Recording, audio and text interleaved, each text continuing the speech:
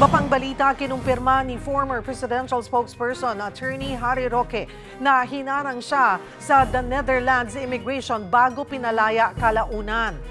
Pupunta dapat sa Vienna, Austria si Roque para doon mag-apply ng asylum bago abutan ng deadline sa December 10. Yun nga lang, nagka-problema raw sa medical certificate niya kaya bumaba siya ng eroplano. Sa ngayon, kansilado ang passport ni Roque dahil sa nakabinbing kaso niya na qualified human trafficking dito sa Pilipinas. Pero giit ni Roque, walang basihan para siya ay ipa-deport. Habang hindi po nare-resolba ang aking petition for asylum, hindi po nila po pwedeng ipatupad ang kahit anong request for extradition. Besides that, wala naman tayong treaty of extradition between the Netherlands and the Philippines. Para naman sa isang ICC-accredited lawyer, mukhang natambakan ng mga asylum seeker ang The Netherlands kaya na-delay ang application ni Roque.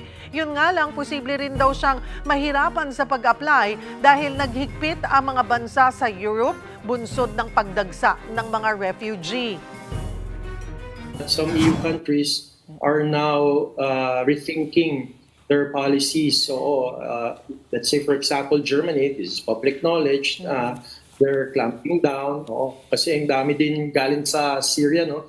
So, it's really a big issue EU-wide. Kaugnay pa rin ng kanseladong passport ni Attorney Harry Roque at Cassandra Ong, makakausap natin si Department of Justice spokesperson Attorney Polo Martinez. Magandang tanghali po sa inyo, Attorney. Salamat po sa oras. Magandang tanghali po, Miss Cheryl, sa mga viewers po natin. Thank you. Thank you for having me. Attorney, ano po ang sagot nyo, ang sagot po ng DOJ dito sa sinasabi nga ni Attorney Harry Roque na hindi siya pwedeng ipa-deport dahil nga kahit kansilado na ang kanyang passport habang ongoing ang proseso ng kanyang asylum request sa the Netherlands?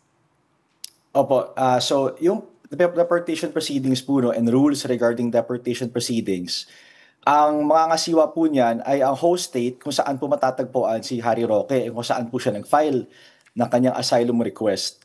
So, depende po yan so ano nakalahad sa batas ng host state kung saan he is currently seeking asylum. And if it does say na ang mga fugitive po from justice, mga pugante ay kailangan po ibalik, then ang host state po na yun ay may karapatan na ipabalik po siya subject to the rules of their deportation proceedings. Okay. Roque claims na hindi kailangan ng passport para mag-apply ng asylum. Ano nga po ba ang magiging hakbang ng DOJ kung sakaling payagan ng the Netherlands o ng Austria yung asylum application ni Attorney Roque? Well, again po, Ms. Cheryl, that goes into the rules of the host state where he may be located. But with the cancellation of his passport, nakikita po natin na apektado na po yung pagkalihitimo ng kanyang ongoing travel, na kanyang stay at that host state. So, pag nag-file po siya ng asylum doon, right now, it's premature po to say kung anong gagawin kapag nag-grant yun kasi even that is subject to many different things. But we are firm in our position that ang Philippine government po at ang Pilipinas firm sa posisyon namin na ang RTC, Regional Trial Court, korte na po mismo ang nagdeklara na hindi na po lehitimo ang kanyang passport at hindi na siya po pwedeng kung saan-saan lang po pumupunta. So, yun po yung pinakamalakas na pwede po natin gamitin with respect to this.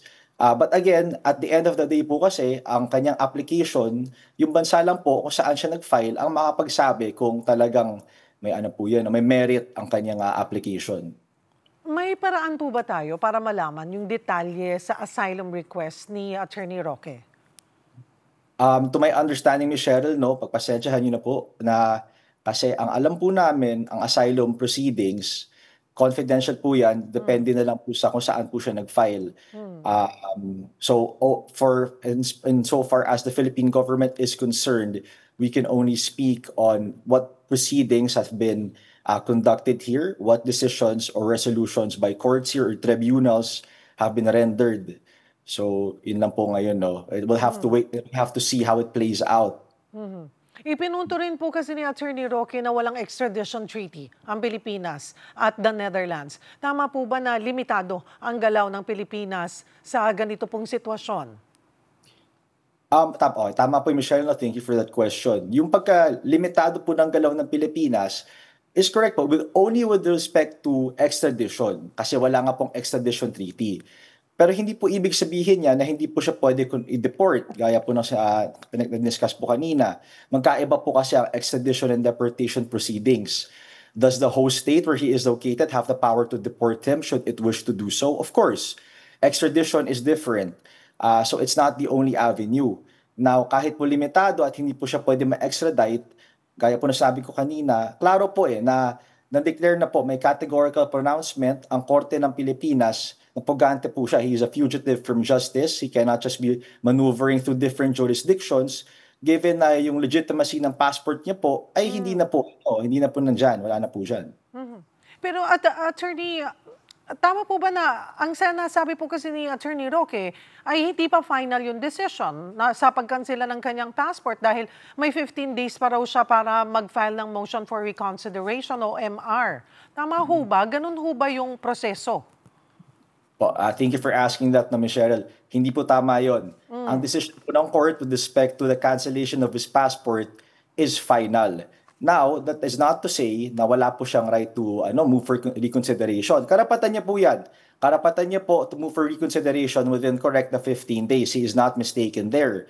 Where he is mistaken, and this thought applies only to him, but to all those who may be moving for reconsideration of court decisions in any court where their case may be pending, is that the motion for reconsideration, pag-file po ng motion for reconsideration, hindi po niyan, it will not stay the court's judgment. It will not, hindi po niya tinitigil yung decision ng court. So, kunwari, example, we can move for the cancellation of his passport, or the DFA rather, can then proceed to make the necessary moves and coordination with different countries for the cancellation of his passport, for the notification of his current status as fugitive from justice, pending ng kanyang motion for reconsideration. Pwede pong sabay yung dalawa na yun. Klaruhin ko lamang po, Attorney, para mas maintindihan ng ating mga kapatid. Okay, asylum seeker po siya. Ngayon, wala tayong extradition treaty din kung saan siya nagsisik ng asylum. Kung ma-turn down po siya, hindi maaprubahan yung kanyang asylum doon, ay ano po ang mangyayari? So, po yan? At that point, pag hindi po na-approve yung asylum niya, then all the more do we have reason to insist on his deportation subject to the host state. Okay. So, po yan? Kumbaga, mas mapapalakas po yung posisyon ng gobyerno ng Pilipinas na maibalik siya, pero kasi wala pong extradition treaty. So, ang gagawin po, pwede pong gawin, one of the possible avenues, not to say that ito lang po yung possible avenue, is to, perhaps mas malakas po yung basihan for him to be deported. But again, that's subject to the host state's rules. Kanina po nasabi kasi, doon sa pag-seek niya ng asylum, ay sinabihan siya na sa Austria gawin ito. Sabi po ng isang lawyer kanina na baka natambakan ng the Netherlands dahil maraming refugee po doon, maraming nag-seek ng asylum. So, nalito kasi ako so technically ay walang naka-file na asylum? So, po, Ma'am Cheryl, no, I cannot speak on behalf of Vienna or any other agency for that matter. Po yan I guess, kung meron po tayong pwedeng mapulot regarding this news, is that his request for asylum is not given priority by Vienna, perhaps. As the mere fact lang na hindi po siya napayagan doon is very telling. But anything could happen po, no? Right? We're just focusing on what facts have been verified and exist as of this moment. Opo. Kasi kung kansilado na po yung kanyang pasaporte ngayon at mag-a-apply pa lang siya ulit or magfa-file, hindi po ba kailangan ng passport sa pag-seek po ng asylum? Well, to my knowledge, Ms. Cheryl, I cannot provide a categorical answer to that kasi ang asylum request po kasi application for that is again subject to the host state's rules.